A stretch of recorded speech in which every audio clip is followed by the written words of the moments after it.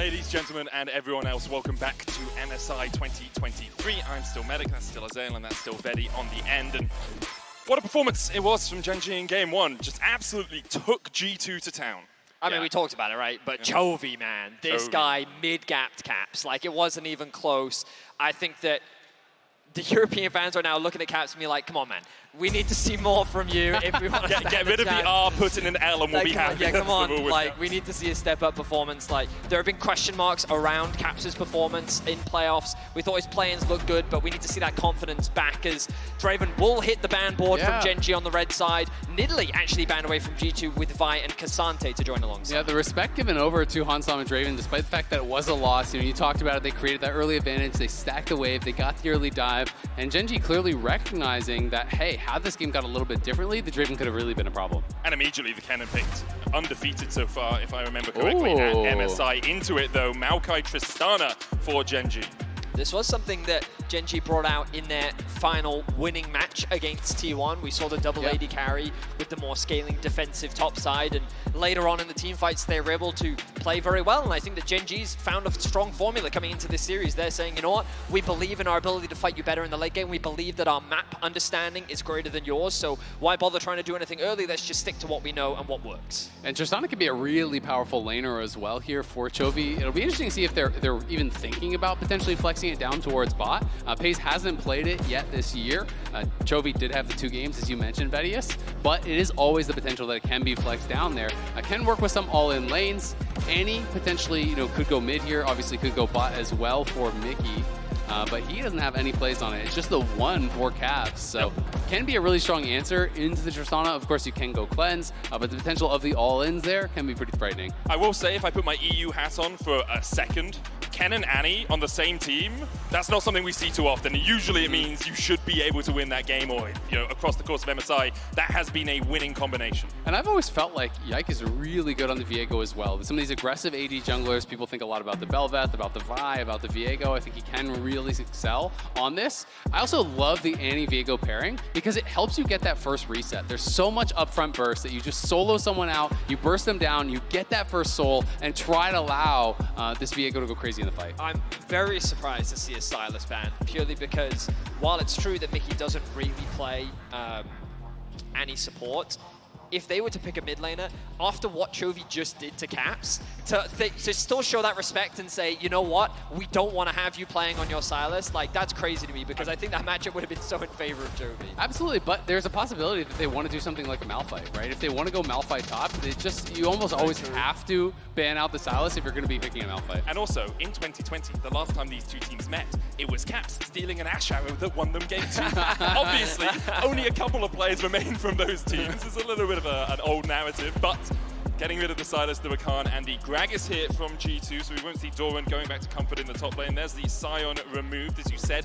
Malphite a possibility. We have seen it picked into the Kennen. Can survive the lane, but does struggle a little bit because it's an AP matchup. Yeah, it is an AP matchup, which can be somewhat difficult, but you can go Comet and go things like Abyssal early, and I think it's actually pretty solid. So we'll see. Lissandra likely not to get locked in, but if it does, it would mean I think we're getting that lane swap. So it is going to be very likely Tristana bot then. They are going to swap. Oh, excuse me, I'm so confused. Oh, is this Lissandra top? I'm thinking maybe it's Lissandra or like, top are they going the super random support Lissandra could work, because all you really want to do is ult the Kennen. Yeah. That's all. You stand on the Kennen the entire fight, make sure he can never get into the battle. I mean, it doesn't cancel his ult, obviously, if he already gets on top, but if he can't get past I actually think you're right. I do think Lissandra top actually makes the most sense. This is like so old school, though. Lissandra hasn't been played top in so long, because you really can struggle mana-wise, and in some of the long lanes, it can be difficult, so we have to see how well he's going to be able to play it out. Because I agree with you as far as marking it, but like, Lissandra can struggle in those long lanes, especially against an energy champion. Like, you have to get the push, and then hope that you're not overextending for a gank. I think I'm still leaning towards it being a support, but we'll have to see if it is, as you say, in that top lane. Thresh Jinx, you talked about the ability to burst down one target. Jinx loves that as well. If she can get excited at the start of the fight, that's when she really ramps up. And there's the Blitzcrank. So it is Lissandra top, Blitzcrank into the Thresh. We have seen actually G2 respecting this a lot in the play-in stage. They banned Blitzcrank in 3 of their 4 games. Wow. So I still think that Gen.G have just approached this draft in a very intelligent way. Yeah. They recognize that G2 is more than happy to play their creative picks along with the meta picks, and they're saying, We know we're giving up Annie. We know we're giving up Kennen. They have the Lissandra prepared. Are they going to swap? Oh, maybe they're putting the Tristana. I mean, we'll wait until the last rotation, but they've clearly come prepared with what G2 is trying to do. And I think that once again, they have a very solid front-to-back teamfight composition. They have great utility. Their pick potential is great. And it looks like that they will be sending the Tristana top lane.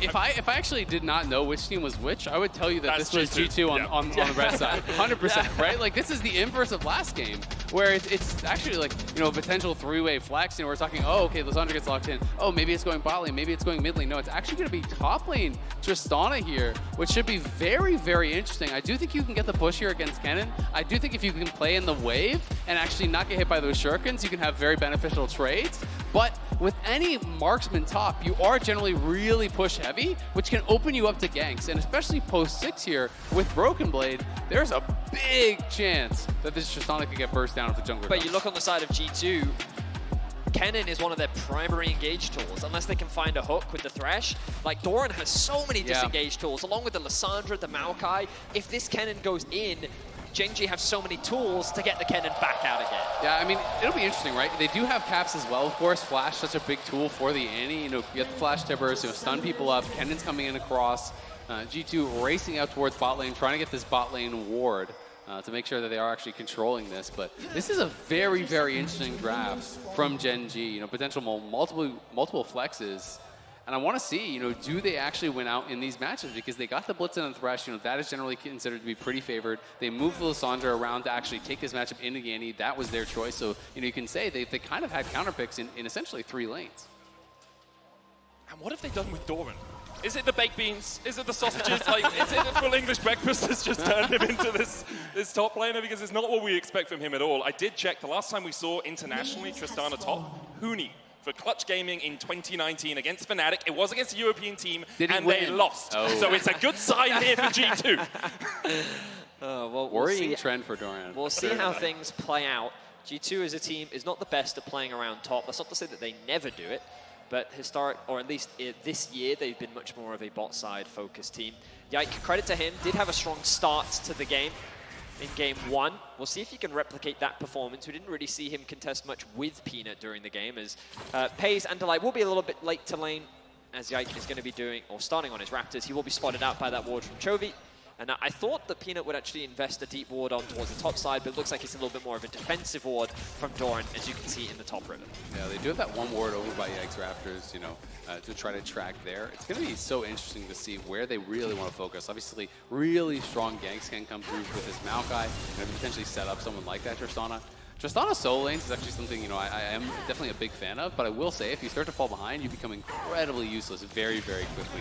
It's difficult to actually go into recovery mode on this champion because often then you're forced into building something like a Vamp Scepter, which is just delaying your Mythic, or you're forced into a Shield Bow, which is really not ideal. So if G2 can put Doran behind on that top side, things could look really good for them. At the moment, Hansama and Mickey getting the push in the bottom lane. You can see Pays having to auto space away from Mickey as he walked up with the Flay first. Broken Blade pushed in by Doran. Kind of to be expected when you're playing double range matchup.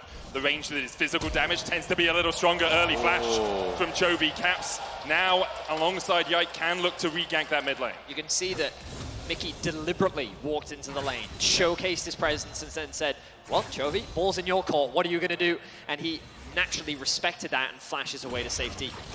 I mean, that's great for G2, though. They didn't actually spend anything and they get that flash. But I do think, you know, he had to flash there on Chovy's side. Because if you actually get Annie stunned, you're going to get hook guaranteed. The Ignite is going to be enough. Stopwatch is not actually activated yet. He was only level 2 so as well. He would definitely be dead there, 100-0. So respectful flash, but a great roam from Mickey. And we'll see what G2 can get going with this, because it's so important to have Caps unlocked on the map. He's so good at actually playing from a position of power. And historically, that has always been his greatest strength to me, is how he plays the map, how he moves around, and actually facilitates his side lanes when he gets an advantage. Hook lands, Flame Chompers goes down as well. Delight should be able to walk around this one, but they're just trying to turn the damage back onto Mickey.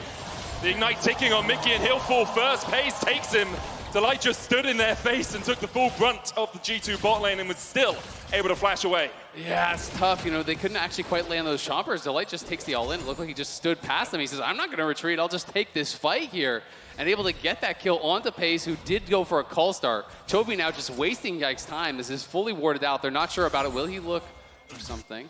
Doesn't have the flash, so it would have had to be a flash hook. There's the stun in the Glacial Pass. The Spectral Maul's going to land as well. And in the mid lane, Chovy with a great Ring of Frost keeps himself alive. 1 for 1 in the end as the auto follows him underneath the turret. Chovy continues to walk away the victor. In all honesty, yes, he will lose his life, but the fact that he could trade 1 for 1, still has the teleport. He had full information on where Yike was. Caps had to commit his flash to the play, and that wave is still in a very good spot for Chovy anyway. Yeah, absolutely. I mean, he goes 1 for 1, but that's after a support roam. That's after a gank from the jungler there. And Mickey, he might just be dead. Ace has the Inferno. Not quite enough with the Q in the end. Mickey flashes to the safety of his tower. Yeah, Mickey looked like he wanted to try to move up and threaten freezing that wave to try to delay the base, but getting a little bit too aggressive. And is going to be punished for it. He'll have to go back to base now. At least Hans will be able to pick up the majority of this CS. But Gen.G again out to a really good start here. It's Caps moving up towards top, but that is warded out in the river. And Caps knows it. Doran just started backing off. The vision from Gen.G has been immaculate this early game. Just great insight as to where Yike is and what he's been trying to do on the map. Some of that vision will now disappear, but it doesn't really matter in the grand scheme of things. Broken Blade looking for a bit of a trade. You can see small CS discrepancies starting to being built up. Top lane, mid lane, Gen.G get themselves a bit of an early lead. Wanted to talk earlier about that bot lane skirmish too. Remember that Mickey was still only level 2 in that play because of that roam. So while he did gain an advantage, Gen.G having that level lead, were able to come out on top. And oh, nice Hex Flash. Locked in, the Hex Flash already. Pei's going to get the root as well off the Gravitum. Yike's here to try and save his AD carry, but he can't get there in time. Yike goes forward with the Spectral Maul, but can't land it on Delight, and now Yike and Mickey just going to have to catch this wave. That one really hurts, losing the flash and still going down. And it's going to put Hans even further behind. You know, the only saving grace is that the kill went to Delight, not actually onto Pei's, but it's a great Hex Flash hook there to set it up. And Chovy now just going to continue that relentless push down towards mid. You know, as soon as the jungler shows bot as well, you have full freedom to actually just push in these soul lanes here for Gen.G. Yeah, it looks like Upset just wasn't expecting that, but a big blunder from him individually. Effectively face-checking that brush, and Mickey not being in a position to offer the lantern. Yeah, Hansama caught out a little bit by that. And Gen.G looking for another bush gank in that bottom lane. Delight has already shown us he can be on point with these hooks. It's actually really interesting. You look at Doran's build, he's building so much for that 1v1. I wonder if he is going to focus in more on the side lane. Of course, it is double AP solo laners, so Null Magic Mantle not bad by any means. Peanut likely to retreat here. There is 6 on Broken Blade. Will he look for the flash? Yeah, well, hook on Pei's as well, down towards the bottom side. Flashing forward, he has red, white, and he wants to fight. Another hook brings them back, and it's a double for the rookie in the bot lane. And he has white guns here, and Yike showed top, so he can farm plates as well. He doesn't even have to base here. You know, normally you would have to get out of there immediately, but he's going to get 2 solo plates after 2 kills. That's essentially a triple kill worth of gold going straight over to Pei's there. This guy is going to be so far ahead. I mean, he's closing in on like double the gold now of Hans. Caps is going to try and get No something flash, back, though. but it's not going to convert into anything. The bot lane will be sent mid to catch that wave. Caps going to be catching this wave in bot. But what a difference we're seeing from game 1 to game 2. Pei's and Delight with a focus from G2, constantly looking for dives, trying to punish them in a favorable matchup, and now they're getting revenge in the 2 versus 2. G2 trying to find something back in the top lane. Spectral Maul, Doran does still have the flash and will get underneath the tower with it. Delight, there's a minion there, my dude. Targon secured. Yeah, that was what he wanted, just wanted to stack. Hasn't missed the hook yet, though. True. You know what I mean? Yeah. Still hitting. Yeah. That still counts. Able to transfer some gold over to Chovy, but wow, what a bot gap. Game 1, it was the difference between the mid laners. Game 2, it's all about bots. Broken Blade kind of forced underneath this tower for most of the laning phase, but Gen.G have accrued a 2,000 gold lead largely off the back of their bot side. And they will get a slight advantage up here on that top side. You know, Doran had a really good early buster shot. Keeping that cannon away meant there was no chance of the follow-up. Yike potentially could look for a dive here, but it's going to get warded out. You know, they are denying multiple waves, though. They get that play for him. It's already 2 full waves denied, so this is allowing Broken Blade to catch up. They've also swapped their AD carry and support up towards this top side of the map to make sure they can get the Rift held. Caps is left alone down towards the bottom side, pops the Tibbers to get the stun up. Delight stun, locks him up with a knock-up though, and Caps will fall underneath the tower. The Rift held will be taken for G2 in response, but overall, Pei's and Delight are putting on a show. I mean, Pei's is just going to be such a problem. He has 4,700 gold right now. Hansama's at 2,600, and he's about to get solo gold on more plates. So, you know, realistically could actually be sitting at double the gold of the Jinx on the other side. Jinx does not have any utility to speak of. There's no fallback plan there. It's just got to do lots of damage. G2's only option is to cross-map. They're going to drop the Herald top. Broken Blade now becomes the main win condition for G2, as Chovy has spotted Mickey out, trying to offer some support in the top lane. But all of this gold continues to be funneled into FaZe. You already mentioned it, Azel. He only continues to grow as a problem. They're going to dive again. Caps. No ult. Needs an EpiPen because he's going to have a Peanut allergy in a second as Peanut dives in. The lockdown comes out and FaZe is unstoppable. He tanks the Super Mega Death Rocket, which does not live up to its name. And 5 plates on the horizon for Gen.G. Yeah, and 3 of the 4 so far have all been solo plates onto FaZe, so he's just getting so rich down here. They knew Caps didn't have the Tibbers. He used it on that previous dive to try to clear out the wave, so there's just not a threat of a turnaround. FaZe is going to stay, try to look for that 5th and final play, but the TP will dissuade him. They're getting the Dragon at the same time, though. Gen.G are just getting everything. I do love Caps, though. He's like, okay, I died under this tower once, cool. I then died again. TP back to the turret. I will defend it with my life. So far, it's cost him his lives, not his life. His lives, true. Yeah. Luckily, he can come back. But Gen.G, as you say, 3,000 gold ahead now.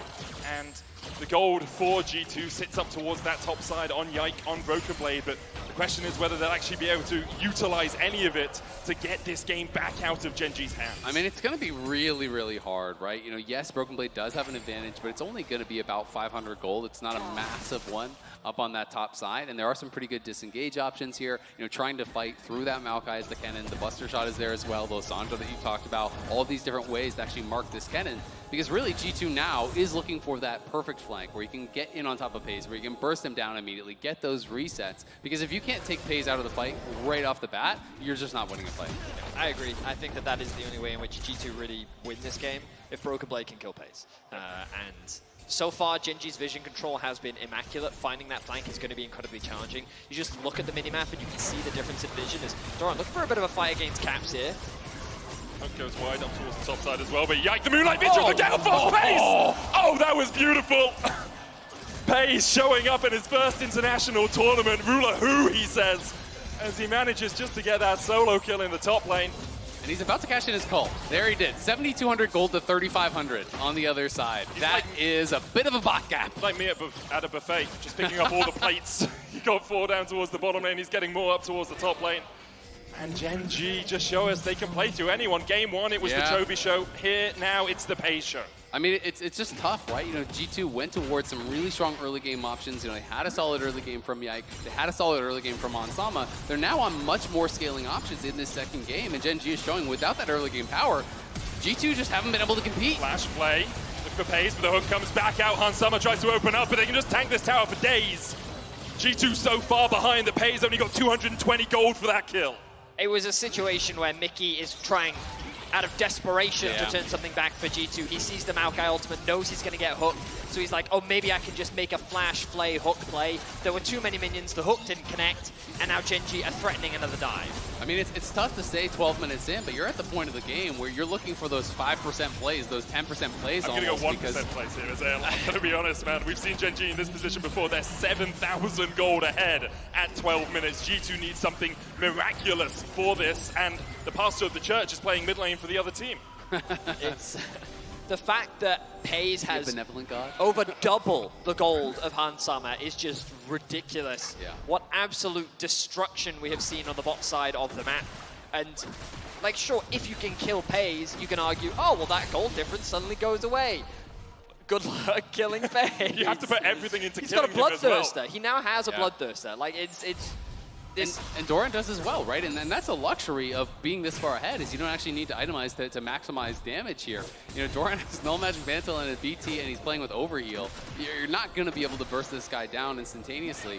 There's also no one on G2's side that it's going to be able to actually match with Tristana now that he has this itemization in a side lane, so he can just constantly push, force someone to match him, or give up free towers, which Tristana can do. And as long as there is not that odd-numbered fight, Gen.G are not afraid of anything, so this is going to become such a difficult game where Gen.G always are having push on sides, are going to be able to use that to get deep vision, to be able to mark the cannon, and I think G2 is going to have to choose their moment where they draw their line on this end and they say, all right, we're just going to all in for this, and we're going to pray it works, and if it does, you can start thinking about maybe some ways to come back. Yeah, I would even argue that the ruthless thing about Gen.G is they'll take their time. You know, like they're not a team. They're not like G2 who will try and beat your Nexus with the Rift Herald at 20 minutes. They're going to play this methodically. They're going to take their time. They're not going to run any risks. Looking like an Elder game. Yeah.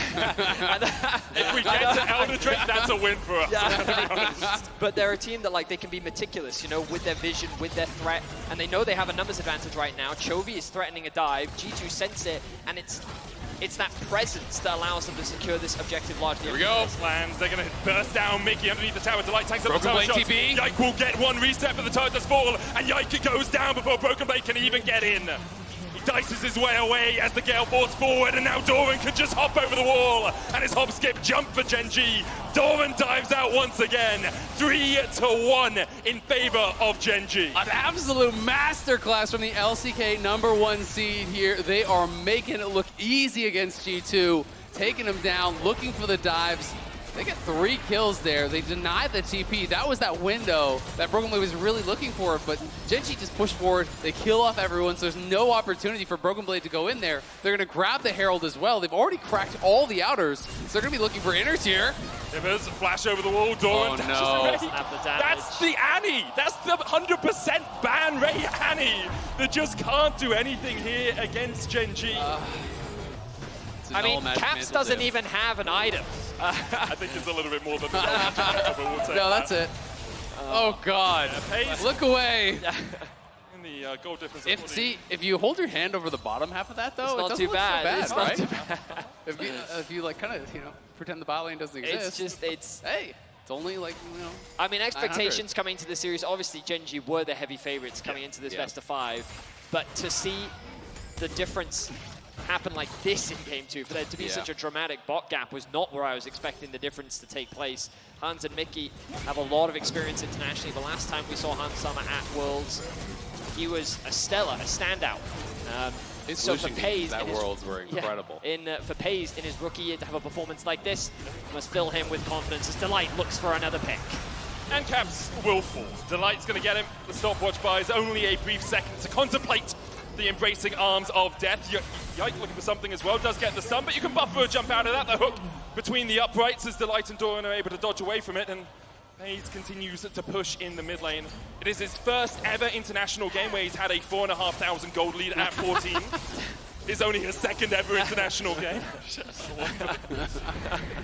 So he's starting strong. Not bad. Yeah, that was a question as well for him, because obviously he played really well in the LCK, but he had huge boots to fill. Ruler leaving after getting Gen.G that title in summer last year, and now Pays is showing us, against G2 who have struggled, but showing us that he's willing to dash forward, to flash forward, to kill off the enemy AD carry, and he was solo in doing so. The solo kill in the middle of the base at 18 minutes, not even 17 minutes. Now there is a flank position here. Broken Blade can try and get in. Pays goes legendary. The slicing maelstrom has gone down and Pays has fallen. Yike gets the reset, dives forward as well with a heartbreaker. And a small, oh so small glimpse of light at the end of the tunnel for G2. In the end, it won't mean much, but it's a little bit encouraging for the European seed too. Yeah, I mean, I think Pays is having a little bit of fun with it. Yeah. He's flashing under the Nexus turrets here at 16, 17 minutes, solo killing Hans Sama with 2 members around him. That is making a statement. Yeah, I take it back. Gen.G aren't going to take this slow at all. I thought they'd be meticulous, calm, calculated. With them for a few months. Pays was like, wow, what a masterclass performance from him, though. We saw that kill he got onto Yike top lane, completely understanding the limitations of his champion. The damage execution was flawless. He's got himself the QSS to help mitigate any of that burst, and just the man is playing on form right now. We didn't get to see the first half of this play, but he just didn't miss a beat. Able to QSS out of the stun from the Annie. And while he does get collapsed on by G2, and G2 gets something back, at the end of the day, the damage is done. And G2 are going to need to find many more fights like this if they want to stand a chance in this game. Yeah, I mean, they get the 1K shutdown, they get a couple kills. That is going to be nice for Yike, but he is still just so far behind. No, I've worked it out. Because you have Diego, the Aphelios being fed is good for you. Yeah, that's right. You just steal it, right? Caps goes down and Doran now on a killing spree. The TP was cancelled, but the hook connects and Broken Blade will fall as well. Delight picking them up. He's got half as many kills just on the support of Gen.G as G2 have in total. Yeah, it is destruction. This is a tough one. This is a tough one. I mean, G2 have got to just stay composed, think about the next game. Let's be honest, this one has been over for a while. It's a 10,000 gold lead here. It's not even 20 minutes. They actually might look to end without Herald, free 20 minutes. Free 20 minutes, what a win it would be. Mickey pops the play, the box goes down as well. TP in by Chovy. Yike gets one, but he can't get back in time. Caps is going to spawn in 1 second, but the Nexus Tower is the target. And with the minions, no backdoor bonus for G2. Caps looking for the Tibbers. Delight finds the hook once again. And how delicious it is for Gen.G to clean up G2. Once again in their base, Hansama shredded by the Shurikens. Yike can only stand and watch as G2 are just demolished by Gen.G. They could have ended this 30 seconds ago, but Gen.G want to just twist the knife a little bit more. Chovy goes forward, the Nexus falls low, and in the end, Gen.G, in dominant fashion, will claim the 2-0 over G2. This is one of the most dominant international games I think I've ever watched. Yep. Point blank period. That was 19.5 minutes. The Nexus explodes without a Herald, without having to wait for a Baron, without having to look for something extra. They just straight up march in, kill him on the Nexus towers, and say GG. I mean, FaZe was so comically far ahead in this one that there was really nothing G2 could do to come back. He checked all the boxes, goes for the early BT, hard to burst through that, is playing Cleanse, but goes for an early QSS as well. He knows if he is alive, there's no way G2 is winning a fight.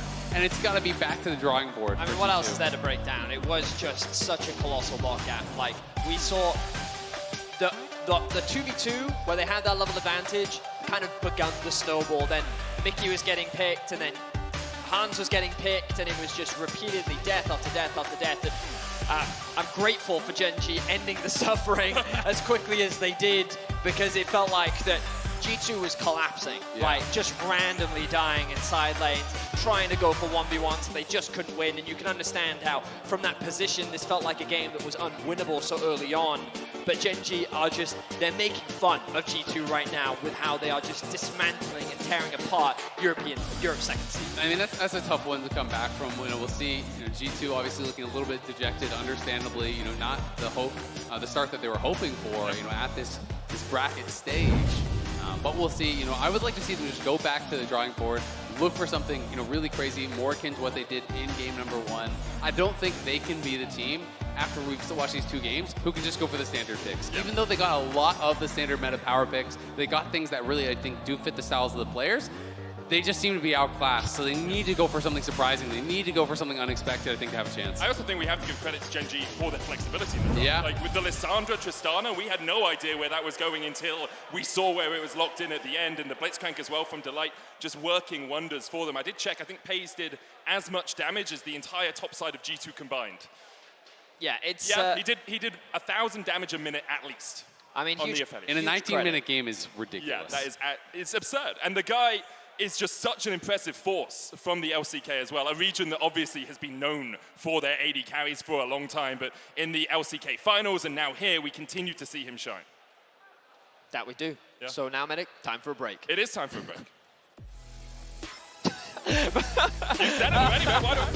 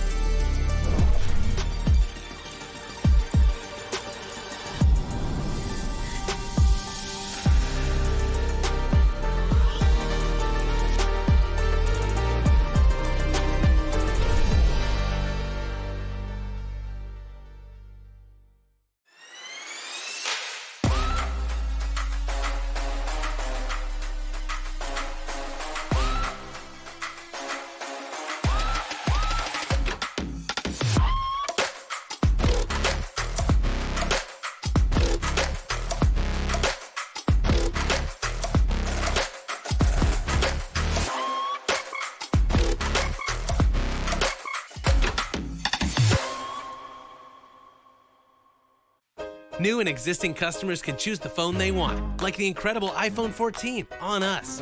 Not to brag, but I'm on Verizon now. And I got to choose the phone I wanted for free. Not that you're bragging. Choose the phone you want on us. Verizon.